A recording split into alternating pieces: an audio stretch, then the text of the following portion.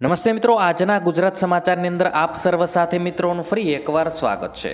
તો આજના સમાચાર વિશે વાત કરું તે પહેલાં તમને જણાવી દઉં કે વિડીયો ખૂબ જ અગત્યનો છે અને આજના સમાચારની અંદર ખેડૂત ઉપયોગી સમાચારો વિશે વાત કરેલી છે। તો વિડીયોને છેલ્લે સુધી જોતા રહેજો અને ચેનલને હજુ સુધી સબસ્ક્રાઇબ ના કરી હોય તો તે પણ કરી લેજો। તો મિત્રો વાત કરીએ આજના પ્રથમ સમાચારને લઈને। તો રાજ્ય સરકારનો મોટો નિર્ણય, રાજ્યના વર્ગ 3ના કર્મચારીઓએ તેમની મિલકતો જાહેર કરવી પડશે। મળતી માહિતી અનુસાર સામાન્ય વહીવટ વિભાગે કરેલા પરિપત્ર પ્રમાણે આ વર્ગના કર્મચારીઓએ નિયમોનું પાલન કરવું પડશે। તેમણે દર વર્ષે મિલકતો જાહેર કરવાની રહેશે અને વર્ગ 3ના કર્મચારીઓ પણ મિલકત પત્રક ભરવાનું રહેશે। ત્યારબાદ મિત્રો મહત્વપૂર્ણ સમાચાર વિશે આગળ વાત કરીએ તો પંજાબ નેશનલ બેંકના ગ્રાહકો માટે અગત્યના સમાચાર। જો તમે પણ પંજાબ નેશનલ બેંકના ગ્રાહક છો તો આ સમાચાર તમારા માટે અગત્યના છે। પંજાબ નેશનલ બેંકે તેના ગ્રાહકોને કહ્યું છે કે રિઝર્વ બેંકની માર્ગદર્શિકા મુજબ તમામ ગ્રાહકો માટે તેમની કેવાયસી સંબંધિત માહિતી અપડેટ કરવી જરૂરી છે। જો કોઈ પણ ખાતા ધારકે આ માહિતી અપડેટ કરી નથી તો કોઈ પણ સંજોગોમાં તેને 19 માર્ચ સુધીમાં પૂર્ણ કરો, નહીં તો ખાતા સંબંધિત સેવાઓ પ્રભાવિત થઈ શકે છે। ત્યારબાદ મિત્રો અગત્યના સમાચાર વિશે આગળ વાત કરીએ તો અંબાલાલ પટેલની મોટી આગાહી। હવામાન નિષ્ણાંત અંબાલાલ પટેલે જણાવ્યું છે કે માર્ચ મહિનામાં બંગાળના ઉપસાગર અને અરબી સમુદ્રમાં હલચલ જોવા મળશે। એપ્રિલ અને મે મહિનામાં બંગાળના ઉપસાગર અને અરબી સમુદ્રમાં ભારે હલચલ જોવા મળશે। હવામાન નિષ્ણાંતે જણાવ્યું છે કે 20 માર્ચના રોજ સૂર્ય ઉત્તરાધારમાં આવતા ગરમી વધશે। એપ્રિલમાં કમોસમી વરસાદ, કરા પવન પણ ફૂંકાશે। ઉનાળામાં આકરી ગરમી અને વિશિષ્ટ પ્રકારનું હવામાન રહેવાનું અંબાલાલ પટેલનું અનુમાન છે। આ સાથે તેમણે જણાવ્યું છે કે પવનની ગતિ વધુ રહે તો બાગાયતી પાકને નુકસાન થઈ શકે છે। આંબા પર મોર આવ્યા છે તેવા સંજોગોમાં પવન ફૂંકાય તો આંબા પર મોર ખરી પડવાની શક્યતા છે। ત્યારબાદ મિત્રો મહત્વપૂર્ણ સમાચાર વિશે આગળ વાત કરીએ તો સરકાર દીકરીઓને આપશે 1 લાખ રૂપિયાની સહાય।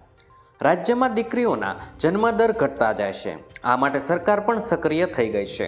દીકરીઓના શિક્ષણમાં વધારો કરવા માટે સરકાર કટિબદ્ધ છે, જેના માટે રાજ્ય સરકાર દ્વારા વર્ષ 2019 અને 20ના બજેટમાં વહાલી દીકરી યોજના મંજૂર કરવામાં આવી હતી। મિત્રો વહાલી દીકરી યોજના અંતર્ગત કેટલા રૂપિયાની સહાય મળે છે તેના વિશે વાત કરીએ તો મિત્રો પ્રથમ હપ્તો, જેમાં મિત્રો દીકરીઓને પ્રથમ ધોરણમાં પ્રવેશ વખતે 4000 રૂપિયા મળવા પાત્ર થશે અને બીજા હપ્તાની વાત કરીએ તો દીકરીઓના 9મા ધોરણમાં પ્રવેશ વખતે 6000 રૂપિયાની સહાય મળવા પાત્ર થશે અને મિત્રો આખરી હપ્તો એટલે કે ત્રીજો હપ્તો દીકરીની 18 વર્ષની ઉંમરે ઉચ્ચ શિક્ષણ અથવા તો લગ્ન સહાય તરીકે 1 લાખ રૂપિયાની સહાય મળવા પાત્ર થશે। પરંતુ મિત્રો દીકરીના બાળ લગ્ન થયેલા ન હોવા જોઈએ। ત્યારબાદ મિત્રો અગત્યના સમાચાર વિશે આગળ વાત કરીએ તો સિંગતેલના ભાવમાં ભડાકો। હાલ લગ્નની સિઝન ચાલી રહી છે ત્યારે ગૃહિણીઓ માટે એક મહત્વના સમાચાર સામે આવ્યા છે। એક દિવસમાં ફાસ્ટફૂડ, પેક ફૂડમાં વપરાતા પામ તેલમાં 40નો અને ફરસાણમાં વપરાતા કપાસિયા તેલમાં પણ 20 રૂપિયાનો વધારો નોંધાયો છે। મગફળીના ભાવ ગત વર્ષ કરતાં આ વર્ષે સારા પાકનું ઉત્પાદન થયું છે અને હાલ મગફળીના પ્રતિમણ 1015થી 1315માં વેચાઈ રહી છે। છતાં સિંગ તેલમાં ગઈકાલે મિત્રો 30 રૂપિયા સહિત 3 દિવસમાં 70 રૂપિયાનો વધારો થયો છે। ત્યારબાદ મિત્રો મહત્વપૂર્ણ સમાચાર વિશે આગળ વાત કરીએ તો ખેડૂતો માટે ખુશીના સમાચાર। આ વર્ષે જીરાનું ઉત્પાદન ઘટ્યું, પરંતુ જીરાના પાકના ગત વર્ષ કરતાં આ વર્ષે ખૂબ સારા ભાવો મળી રહ્યા છે। ડીસા માર્કેટયાર્ડમાં મંગળવારે જીરાની 140 બોરીની આવકો સાથે ખેડૂતોને જીરામાં ઊંચો ભાવ 5136 મળ્યો હતો, જ્યારે નીચો ભાવ 4400 રૂપિયા જોવા મળ્યો હતો। આમ આ વર્ષે ખેડૂતોને જીરાના ભાવ સારા મળતા ખેડૂત વર્ગમાં પણ ખુશીનો માહોલ જોવા મળી રહ્યો છે। ત્યારબાદ મિત્રો અગત્યના સમાચાર વિશે આગળ વાત કરીએ તો મહિલાઓને 8 લાખ રૂપિયાનો ફાયદો કરાવશે સરકારની આ યોજના। મહિલાઓ ઘર બેઠા સારી કમાણી કરી શકે છે। સરકાર આ ડ્રોન દીદી યોજના પાછળ કરોડો રૂપિયાનું બજેટ ફાળવી રહી છે। નાણામંત્રી નિર્મલા સીતારામણે વચગાળાનું બજેટ રજૂ કરતી વખતે ડ્રોન દીદી યોજના માટે મોટી જાહેરાતો કરી હતી। આ કેન્દ્ર સરકારની યોજના છે અને સરકાર તેમાં 80% સબસિડી આપશે। બાકીના 20% પર લોન પણ આપવામાં આવશે અને આ લોનમાં બીજો પણ ફાયદો છે કે વ્યાજમાં 3% રિબેટ પણ અલગથી આપવામાં આવશે। ત્યારબાદ મિત્રો અગત્યના સમાચાર વિશે આગળ વાત કરીએ તો હોળી પહેલા 2 મોટી ભેટો। મિત્રો હાલમાં ચૂંટણી અને હોળીના તહેવાર માટે ગણતરીના દિવસો બાકી રહ્યા છે।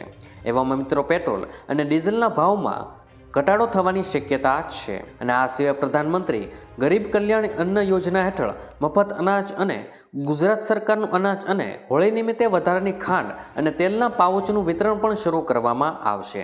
સાથે મિલેટ વર્ષની ઉજવણીના ભાગરૂપે બાજરો, જુવાર, મકાઈ, રાગી જેવા ધાન્ય પાકનું વિતરણ પણ મફતમાં કરવામાં આવશે. ત્યારબાદ મિત્રો મહત્વપૂર્ણ સમાચાર વિશે આગળ વાત કરીએ તો માર્કેટમાં કેસર કેરીનું આગમન. ગોંડલ માર્કેટિંગ યાર્ડમાં આ વર્ષે પ્રથમવાર કેસર કેરીનું આગમન થયું છે. ઉના પંથકમાંથી કેસર કેરી આવી ગઈ છે, જેમાં 10 કિલોના બોક્સનો ભાવ ₹1900 થી 3000 સુધી બોલાયો છે. કેસર કેરીની સિઝનનો એક સપ્તાહ મોડો પ્રારંભ થયો છે.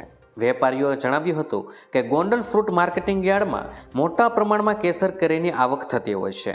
આ વર્ષે પણ સિઝનના શ્રી ગણેશ થયા છે, ત્યારે 200 બોક્સની આવક ખૂબ જ સારી કહેવાય. ત્યારબાદ મિત્રો મહત્વપૂર્ણ સમાચાર વિશે આગળ વાત કરીએ તો અમૂલ અને સાબર બ્રાન્ડના ઘીના ભાવમાં ઘટાડો કરાયો છે. અમૂલ અને સાબર બ્રાન્ડના ઘીમાં પ્રતિ કિલો ₹25નો ઘટાડો કરાયો છે અને 15 કિલોના ડબ્બાના ભાવમાં 375નો ભાવ ઘટાડો કરવામાં આવ્યો છે.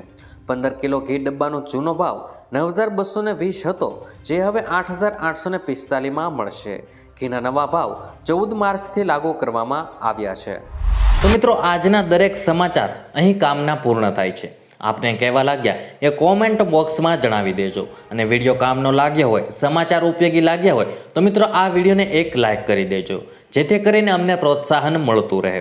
અને દરરોજના ખેડૂતને લગતા, હવામાનને લગતા અને ગુજરાતમાં પળે પળના સમાચાર મેળવવા માટે ગુજરાતની આ ચેનલ તાતની વાતને સબસ્ક્રાઇબ કરી લેજો, જેથી કરીને ગુજરાતની દરેક અપડેટ્સ તમને મળતી રહે. તો મિત્રો હું મળીશ તમને આવતીકાલે નવા સમાચારો સાથે અને નવી માહિતી સાથે. ત્યાં સુધી મિત્રો મને રજા આપશો. ધન્યવાદ.